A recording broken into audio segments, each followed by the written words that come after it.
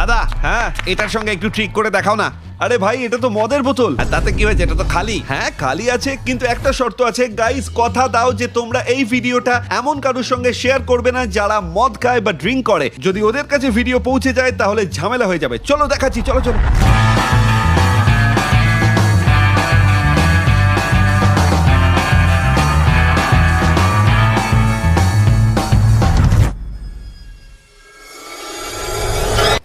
এই আরেকটা আরেকটা।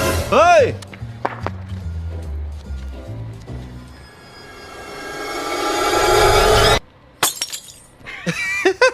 আরেকটা আরেকটা আরেকটা।